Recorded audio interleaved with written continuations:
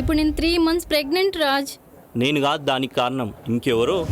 అలాంటివేంటి నాకేం రాజ్? సంబంధం? ఫస్ట్ మనం మాట్లాడుకుందాం. నా వల్ల కాదని చెప్తున్నాను. రాజ్ నేను వినవే? చెప్పేది విను. ఎవరో వాడు. అరే నేను చెప్పేది నేను విను. కాదు. రాజ్ ప్లీజ్ రాజ్, ఒక్క పోయి నిమిషం వాణ్ణి ఆగు పట్టుకోపో. రాజ్, ప్లీజ్ రాజ్. రాజ్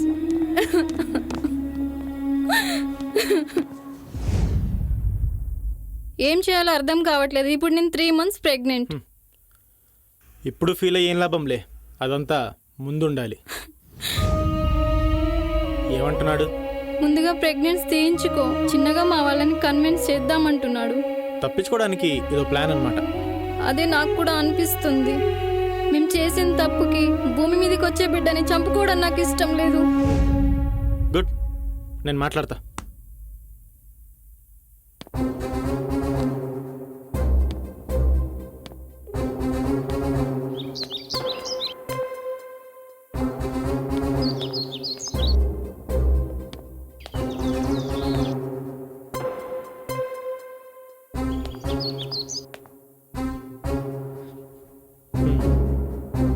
సాటర్డే ఆర్య సమాజ్లో పెళ్లి చేసుకుంటానన్నాడు. అవునా Raj, thank you.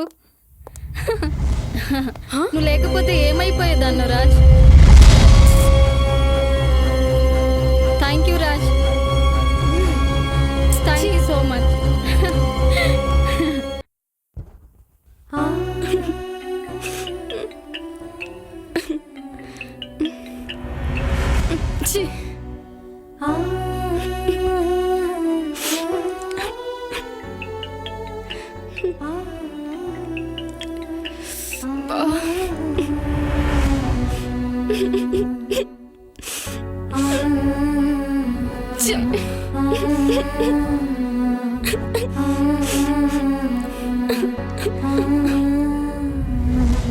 Nandini, Nandini, what?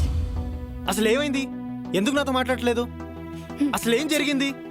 ఎంతమందిని మోసం చేస్తావు? ప్రేమిస్తూనే నా వెంట పడ్డావు, దాని వెంట కూడా పడ్డావు. తీరా దాని కడుపు వచ్చేసరికి దాంతో పెళ్లి కొప్పుకున్నావు. ఏయ్, ఏం మాట్లాడుతున్నావు? ఛీ! నిజాలు తెలుసుకొని మాట్లాడు. తను నాకు అన్ని నిజాలు చెప్పింది. వాట్? అసలు తను ఏం చెప్పింది? నువ్వేం అర్థం చేసుకున్నావు? నా కడుపు కారణం రాజన్ చెప్పింది. ఇది చాలదా? అది నిజం కాదు. హా? నువ్వెక్కడో పొరపాటు పడుతున్నావు. ఒక అబద్ధం ఆడినవాడు ఎన్ని అబద్ధాలైనా ఆడతాడు. నేను నిన్ను నమ్మను. పెళ్లికి ముందే నీ నిజ స్వరూపం బయటపడింది.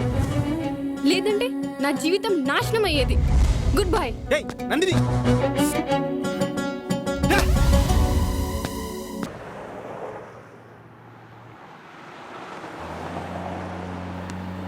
హే ఆపు ఆపు. Okay madam.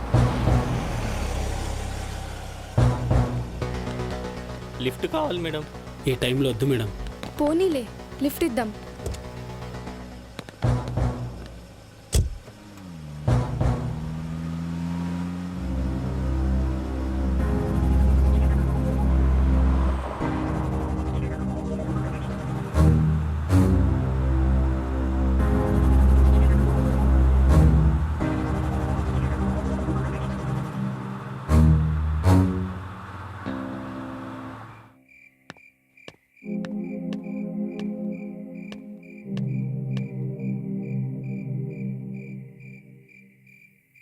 హలో, ఎక్కడున్నావమ్మా? అన్నయ్య వచ్చేస్తున్నాను. తొందరగా వచ్చేయమ్మా, లేట్ అయిపోయింది. దారిలో నలుగురు లిఫ్ట్ అడిగితే వాళ్ళకి లిఫ్ట్ ఇచ్చాను. ఇంకెంతసేపు పడుతుందమ్మా? హాఫ్ అన్ అవర్లో వచ్చేస్తానని. హలో హలో, ఏమైందమ్మా? అమ్మా నందిని, స్పీడ్గా పోనీరా. హలో పోనీరా. నందిని, ఏమైంది? అమ్మా నందిని.